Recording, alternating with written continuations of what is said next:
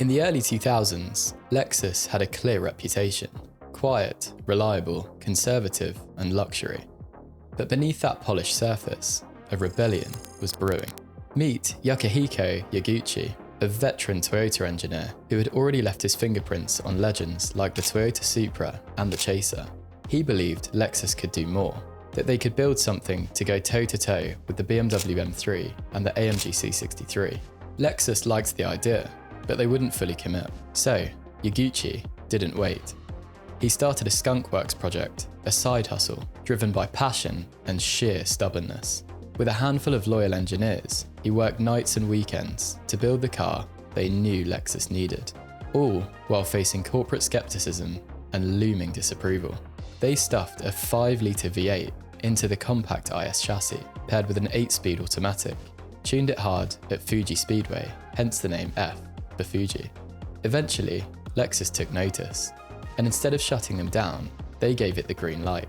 By 2007, the ISF was born, Lexus's first ever official performance car. Japanese muscle forged in rebellion. This wasn't just a car, it was a declaration. Lexus could play with the big boys, and it all started with one man who refused to follow the rules. Since its creation, the ISF has become a rare and somewhat contentious machine. It entered a war zone, a battlefield, ruled by legends. The Super Saloon is one of the most beloved formulas in performance car history. Power, practicality, luxury, speed, and excitement all in one.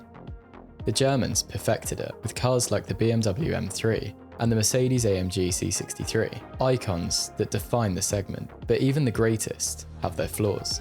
Beneath the thunder and the prestige, there's always been a thorn in their side: reliability, or the lack of it. And that's where Lexus saw an opening. What if a Super Saloon didn't have to sacrifice dependability at the altar of performance? What if you could have it all? Excitement, sound, and speed, without living at the dealership. The ISF was their answer. But was it any good? Could this quiet Japanese brand really take the fight to the Germans? Or was it just a well-built pretender in a three-way title fight? Let's take a look at the ISF and whether you should really consider one over the German alternatives. The ISF certainly had the firepower. Its 5-litre V8 made 417 horsepower, slightly more than the E90 M3 of the time, but its biggest advantage wasn't horsepower, it was torque. With 372 foot-pounds, the Lexus had over 25% more than the M3's 295. So while it couldn't compete with the M3's 8,400 RPM redline, it delivered more punch in the mid-range, and that's what you notice when you're daily driving. However, things were different against Mercedes' Brute, the C63 AMG. That car's 6.2-litre V8, actually 6.2 despite the 6.3 badge, made 447 horsepower and 443 foot-pounds of torque. A monster.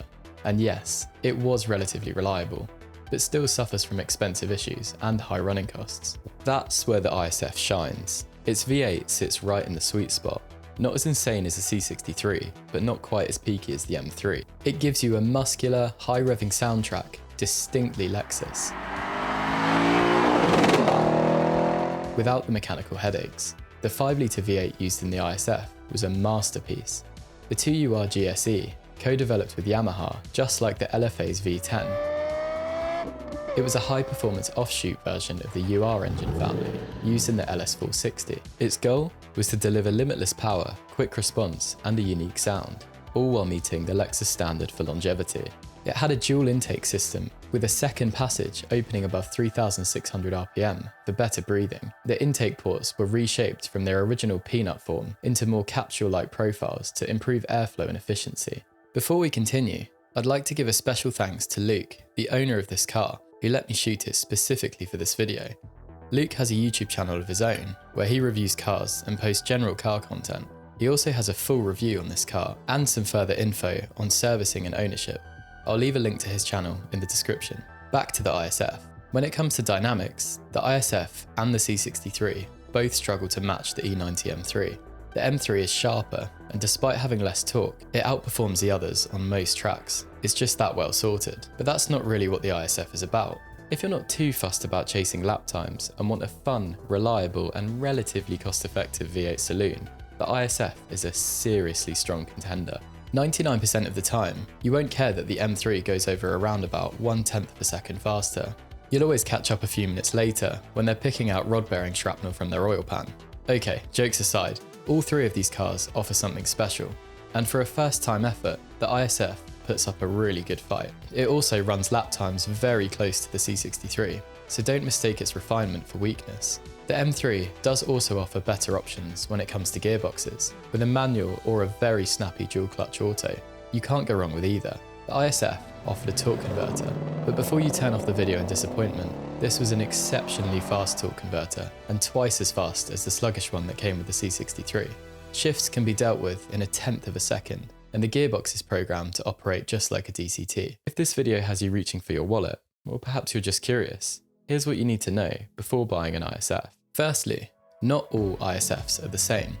Arguably the most important change for enthusiasts happened in 2010, when Lexus finally gave the ISF a torsion limited slip differential. Before that, just an open diff, with traction control doing all the work. Not ideal in a 400 horsepower rear-wheel drive car.